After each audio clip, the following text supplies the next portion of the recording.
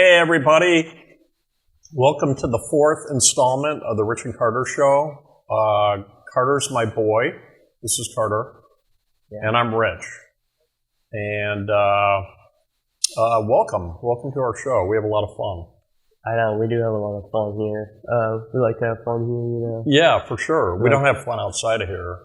No. As father and son, but in here we have fun. We don't really know each other that well. Not really. I think I remember when you were born, kind of. I think we talked about this in a preview. I think we talked about it in the first episode, yeah. Yeah, we don't want to bring that back up. Yeah, no, but hey, buddy. Hey, Sonny boy. How was your... Hey, Pop. Hey, man. How was your week? Oh, my week was filled with sunshine and rainbows. Rainbows and sunshines. I love that. That paints a beautiful picture. Not for me. And, okay.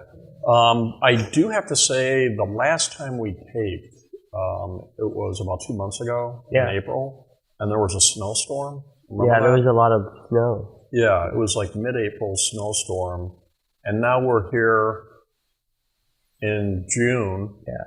And today we're going to peak up at around 95 degrees or so. Perhaps. Yeah, super humid. It was thundering a lot last night. Yeah, no, I know. I fell asleep to that down in my basement tomb of a bedroom. I had nightmares of Lightning Man. Have you heard of him? Lightning Man? Yeah. No, tell me. Lightning Man is this old urban myth. It was this guy who lived during the 18th century. Yeah. I think he lived in New England. Yes. And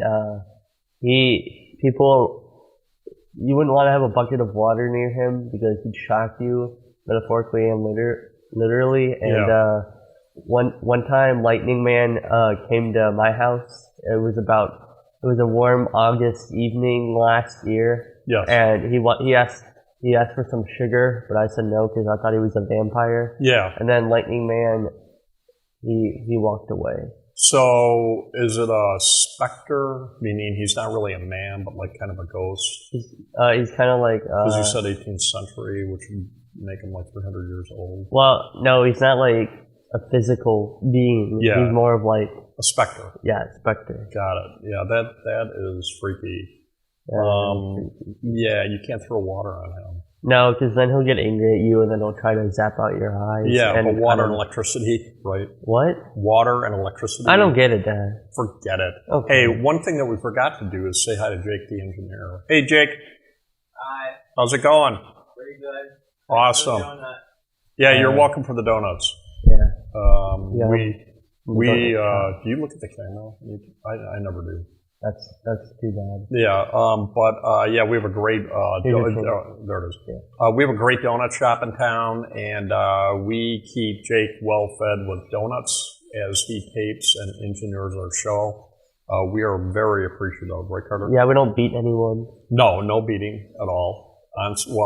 Here. Well, that's contradictory to what we said last time. I know. Well, I threatened him. But, that's true. That's different. Yeah, that's okay. Yeah, it's not that big of a deal. That's not illegal. Yeah, so let me ask you this, boy. Are you excited about the summer? Well, you know, summer has a lot of things, and along with those things, it has different things, and those things can sometimes combine to make new things, and those things include a lot of things.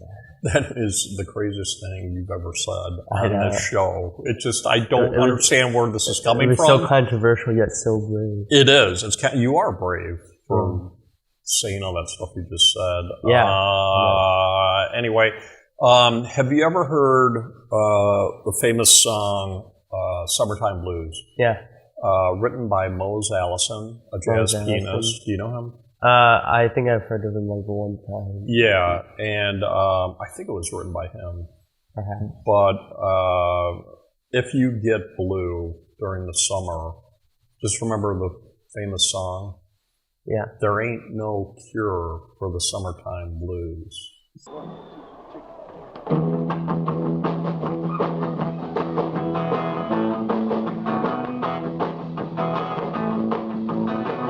I'm gonna raise a fuss, I'm gonna raise a holler about working all summer just to try to earn $1. time I call my baby, try to get a date. My boss says, No diet, son, you gotta work late. sometimes I wonder what I'm gonna do, but there ain't no cure for the summertime blues.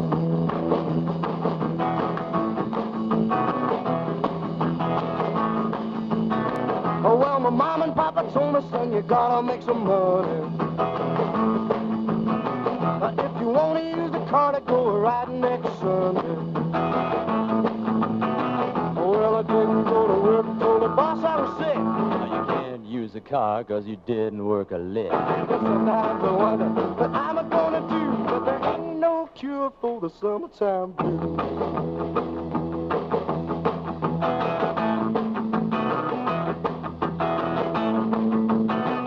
Yeah. So Carter and I are driving over here today, and I said, Carter, do you have any material for the show? What are we going to do? And I said no.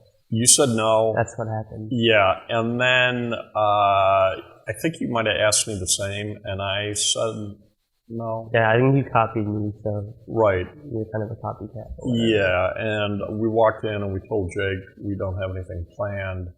So I guess we'll just keep rambling like we do, or like we're prone to do. Well, you got a joke book, or an insult book on your iPad. Yeah, right? I should tell the audience that we're getting tired of our old, what do we have, like a standard joke book Yeah. from Amazon.com. We want to be different. Yeah, so yesterday, in a state of panic, trying to figure out how to fill airtime on our TV show, I downloaded from Amazon an insult book, which is it's going to be awesome, and then a quizzical brain teaser book. Yeah. And They're to tease your brain. yeah, so So that's yeah, exciting. yeah.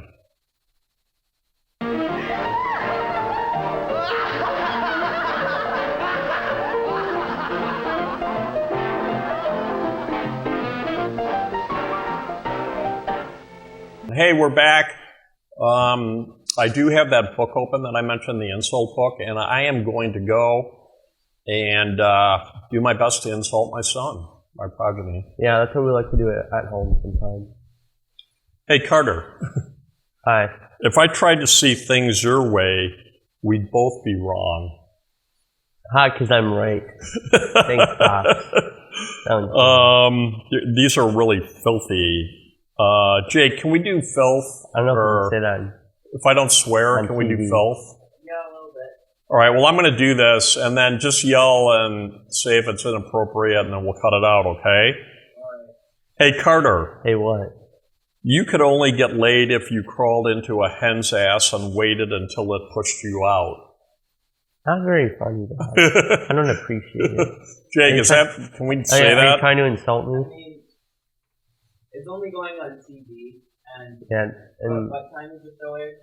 10:30 on Saturday. yeah. I think as long as it's after 9 o'clock, it's fine. Okay, so Yeah. Jake gave a thumbs up to that, I don't and think- if we get sued, Carter and I won't be sued. Jake will be sued.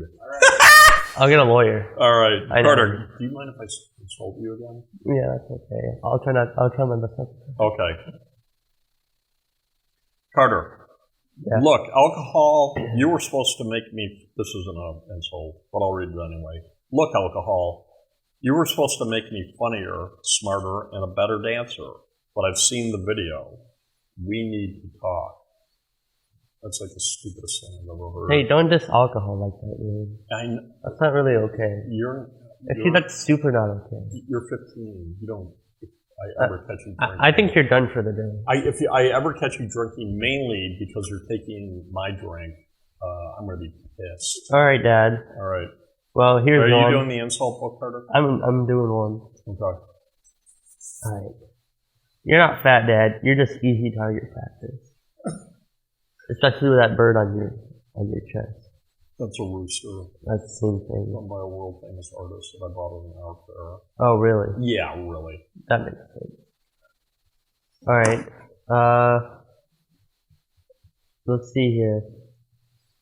Should I might get mad if you insult. Oh, that's too bad. Okay.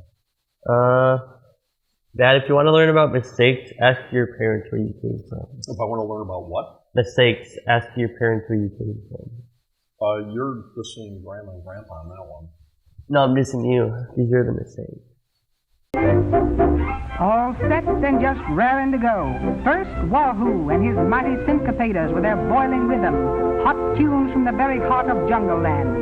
He's pounding hot, hard and high. Hot weather never bothers this chimp drummer boy. Light heads and light feet now get to work. The jumping jingo's hot foot specialty means chimp heat at its hottest. Gee, what a bass. But here's a customer that likes the show. Now we have that jungle chic Munko, and do we see his little brother too? Please, Munko, go home and get your manners. All right, so my challenge to you, Carter, is spin a positive story for myself and the audience. Spin it? Now. Alright. Spin a yarn. That means tell a story. Oh, okay, well, I don't see. You got any positive stories? Yeah, I got one. Do it. Once upon a time, there was a rabbit. His name was Steve. Steve the rabbit had this hat. It was like blue and purple. It was like a bowler hat. Yeah. And one time, Steve went to the local pool. Yes. He jumped in the pool, and unfortunately, he lost his hat. So what he did was he ran up to a man. He bit off his ear. Nothing special. And this then, is positive. yeah, it has right? a positive outcome. Okay. Trust me. All right. So Steve bit off his ear, and then he ran around with the ear in his mouth. And Steve, you know, he was a peculiar rabbit. So Yeah. eventually, the ear led him to his hat, which he found in the middle of the Alaskan wilderness. Yes. And once he found his hat, he didn't even want it anymore. Yeah. And I think that really, the message of that story is that, like, never trust somebody who has an ear. I'm going to take back what I said about insults. We had your medication adjusted a week ago, and it seems like it might be off a little bit. No, Steve the Rabbit was an original tale. Oh, okay. It used to be told around the campfire. You know, it's one of those stories. One of those stories. Okay. Besides badminton, Jean used simple exercises to build control of her muscles for better posture.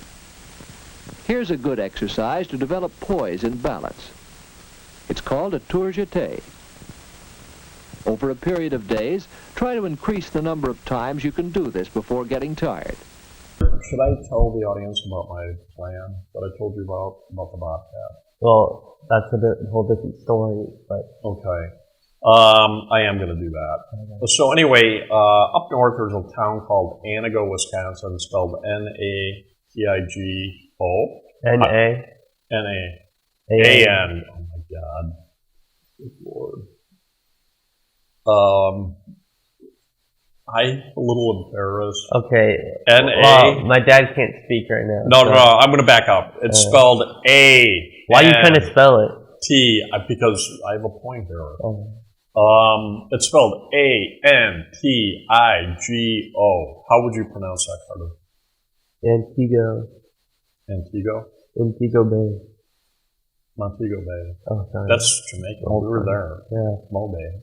In Jamaica. Anyways. Last spring break, I took you and your sister down to Mo Bay, Jamaica. Yep. And you liked it, didn't you? Yeah. I loved it. I thought it was great. Yeah, it was good. Okay. Feasible. Ultimatum. Electric-type. Allocate. Anthology. Feasible. Ultimatum. Electric-type. Allocate. Feasible. Allocate. Feasible. Allocate. Feasible. Allocate. Feasible. Explicit. You know, Dad, explicit. A good working vocabulary helps you to be more explicit. But back to my, I asked you to pronounce A-N-T-I-G-O, and you said? Anago. Anago, that's how I pronounce it. Well, I don't know what the point of that was. Don't interrupt. Okay, Dad. There's no point in that. No, there is, because the natives of Anago pronounce it Anigo. Oh, they're wrong. Hey, Jake, have you ever heard that? Do you know that town? No. Okay. Yeah. How would you pronounce A-N-T-I-G-O? Antigo. Antigo, thank you. The natives in Antigo pronounce it Anigo. Anigo. Silly native. Yes. Anigo, Wisconsin, this is true, is home to the largest bobcat that's ever been, what do you call it when you kill it? Dead. Caught or hunted? Dead. Like game. The largest. Oh, yeah. The largest bagged. Feline. No, the largest bagged Feline. bobcat in North America was shot in Anigo, Wisconsin, outside of Anigo. This is true. And I can't remember the pounds. I think it was like pushing 60 pounds, which is a big animal. Okay. I also know, because I did a little research on that story, and I know for a fact that bobcats are attracted to domestic cat pee-pee. Yeah. They smell the urine or pee-pee. What do you say? Yeah. I say tits. You say that. No, that's not okay. You need to keep it PG. This is not cool, dude. Pee-pee. Or wee-wee. That's what the adults say. Wee? Or pee-pee? Domestic cat. Or pee-pee? Number one. Wee-wee. Pee-pee. Okay. Not piss. Not piss. Anyway, back to the plan. I know for a fact that bobcats are attracted to domestic cat wee-wee. And the reason they're attracted to it, because they know that at the end of that trail, that scent trail, there are going to be what? Dead cats. And I am going to buy a cage. We had this conversation. Yeah, I about do this remember. big. And we have, our family has 4 acres up in kind of an isolated area of the Northwoods, north of the Anigo. I'm going to put the cage out there. I'm also going to, Carter and his sister picked out cats 5 years ago, I think. So I have cats living in my house, but they really belong to you. Yeah, right? sure. I'm a single parent, by the way. Sounds good. Yeah, you were raised by, what do you call it? Cat? 2 different parents. No. Cat? Dog? No. Anyway. Easter egg? I am a single parent, and Carter comes and his sister stay with me every other week, right? But anyway, my point being that they picked up the cats. I'm not a weird cat old man, though I do live with 2 cats when they're not around. But I am going to bring up a bag of used cat litter. And I'm going to sounds great. I'm going to put it in that cage, and I'm going to catch me a live bobcat. At least you won't eat it like you. Yeah. That works out for everyone. You think it's legal? No what? Catch a bobcat. Probably. Are they endangered? I don't know. Jake? I have no clue. Okay. Thanks for the. Do it. Thanks, Jake. Well, what do, like, I bring you donuts. That's all you got. And you don't know about bobcats. Yeah. So, and what did I tell you when I catch the bobcat? What did I tell you 2 nights ago? What your job is? You eat it like Hannibal Lecter. No. You put it in the Mississippi River and ride it down to the ocean's end. What, is this like a Mark Twain novel? No. You would put it on a balloon and see it rise up into the sky, and then you shoot it down with a .85. I don't know what that means. Is that a gun? I made that up. Oh, that was good. Yeah. But come on, go back to the conversation. Once I catch the bobcat with the domestic used cat litter that I bring up you north, put it on YouTube. No. What is your job? What did I tell you your job is? To cook pancakes. No. I'll tell the audience. I do all the work. I bring up this rotten litter that I ride with 3 hours north. Well, I'd have to ride it with you, so. Yeah, you would ride on the litter? No, ride with it. Oh, okay. Yeah, so the car's going to be stinking. We get up there, we catch the bobcat, and I told Carter 2 nights ago, Carter, your job is to, because we're not going to keep the bobcat, obviously.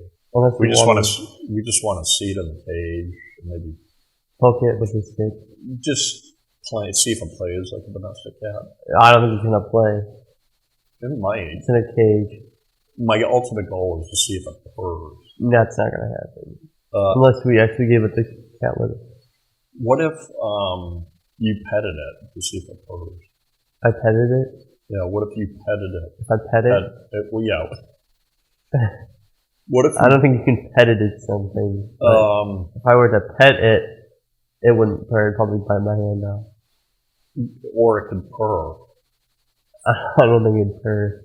Well, that's the goal. Okay, you know what? Whatever. Yeah, no. You can do what you want. Now, listening audience, this plan might be illegal. Just don't tell PETA. Yeah, we might have to cut this out of the TV show because I don't want to get arrested. But we're gonna catch a bobcat and go down and look at it, maybe pet it, see if it purrs, and then Carter's job is to release it into the wild. I'm gonna go back up to the house. I'll get out my binoculars, and then Carter's gonna open the cage and let it out. Yeah, I guess I better have to do that. Yeah, you're okay with that? Yeah, I mean, I don't need a knife. I only need, like, a hand. Yeah. But without an arm, you don't have a hand, and without a hand, you need an arm. Yeah. I can give you a hand. No, you can't. You get it? I can lend a hand. Okay. Ow! Ow! You hurt my finger. That was a good one. You're going to use on my finger. Wow, you're hilarious. Yeah, that's the end of the Bobcat segment of our show. Yeah. And I think we're going to take a break. Why don't you guys just enjoy?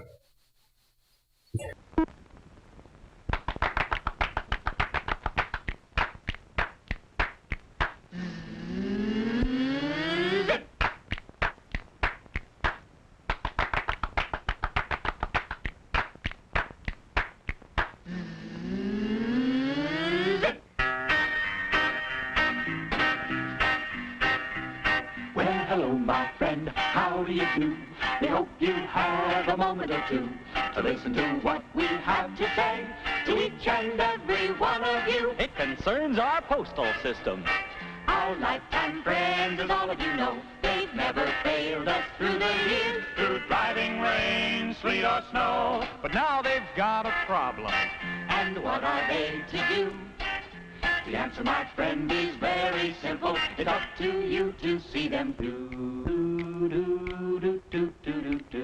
So, any good movies lately, Carter? Not that I know. Yeah, that you remember?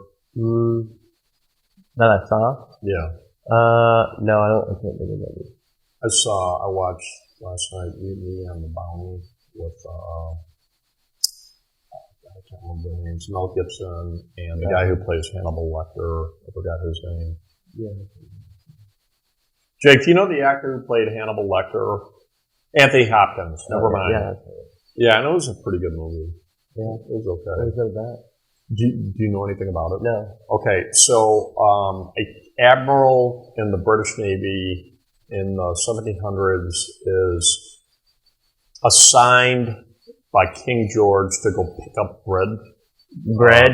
No, breadfruit. It's called breadfruit. So it's fruit that's bread? I don't know. Or is it like pure bread? No, it looks like these things. I wouldn't eat that. But it's called breadfruit. I don't know. I still don't know what it is. Oh, wow. But they have to go to Tahiti. Is that Hawaii? No, that's somewhere in the Pacific. And they have to... I don't know. It's... Okay, go on. Stop stuttering, please. Okay. Are you making fun of it? No, I'm making fun of you. Okay, all right. That's okay. Okay, so they have to go. They've got one of those old frigate ships from the 1700s, and they have to go to Tahiti and pick up breadfruit plants and bring them to Jamaica, where the British have a colony of slaves because the sugar cane is not as profitable or something. Well, so they want to bring the breadfruit and make money off that. Well, sugar cane was only in the Caribbean. Mostly in the Caribbean. Sugar King is a rapper. Cane. Oh. Yeah. You guys are at 40 minutes. Okay, we're going to keep going. Is that okay? Yeah. All right. So, so he has to... Anthony Hopkins, Hannibal Lecter, has to bring the breadfruit to Jamaica. Did he eat it like he eats the human flesh of those around him? I don't know. With a fine Chianti. Or is that a pig impression? It's Anthony Hopkins. Oh, I thought it was a chicken. Fine Chianti. The picture is composed of 525 individual scanning lines. An electrical impulse is released each time this stream covers a group of the photoelectric cells.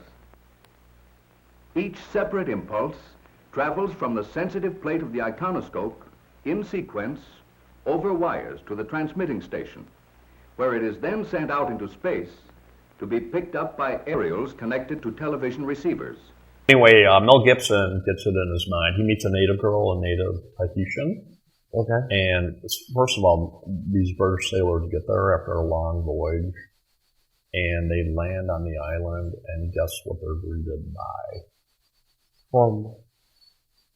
Tons of native women that are naked from the waist up. Wow. Yeah, so there's a lot of jiggly jugglies going Impressive. Mr. Elmer L. Linseth, president of the Illuminating Company. Mr. Linseth. How do you do? Yeah, we're gonna end the show the fourth show with a story that Carter has. Yeah, so send us off, son. Okay, well, do you have any ideas for a story? I thought you had a story. I do have a story. Please end the show. It's about a chicken. His name is Pippy. Pippy the chicken. Tippy? Pippy. And he has a lot of meat on him because he's a chicken. Mm-hmm. So is he afraid all the time? No. Okay. No, he isn't. He's actually a pretty smart chicken. Okay. And Pippy the chicken, he sailed around the Caribbean, Jamaica, Cuba, the Dominican Republic, and he stopped on one of those small islands. He stopped in Bermuda. Okay. That's not in the Caribbean, that's in the Atlantic Ocean. But yeah, it has pink sand. You know that? Apparently. Yeah, anyway. And pink salt. Yeah. But and wonderful pink outfits that he can wear. No. Anyway, go ahead. No. So Pippy the chicken landed in Bermuda, which is, I'm pretty sure it's a British. It is. Still it's owned by the British. I think it still is. Yeah, and he goes there. Have you heard of the infamous Bermuda Triangle? I have, of course. Well, Pippy the chicken didn't know about that because his brain isn't that big. So about the size of a peanut, probably. Yeah, probably. And I'm not really sure where. I know it's like Bermuda, then Miami, Florida. Yeah. And then the third destination, I can't remember which one. Cuba, maybe? No, I think it's somewhere like, I don't know, I can't remember. Is he on a boat? Like, is he? No, he flies. Okay. He's a lone rider. Mm-hmm. And Pippy the chicken, he went to the capital of Bermuda, and nobody could understand him because he was squawking everywhere, and he got kind of PO'd, so he started like flipping people off with his feathers. Yeah, like a middle feather? No, like a left feather. Okay. Because they only have two feathers. Yes. And eventually they kicked him off the island right into the Bermuda Triangle where he flew around, and as he was flying, he saw like, you could see the bottom of the ocean because that's his power. Yeah. And he saw like a bunch of ships, and he wondered what they were doing there. And then he swam down, and then he got eaten by a shark. That's the end. That's the end of the story. Yeah. That was probably the best story I've never heard.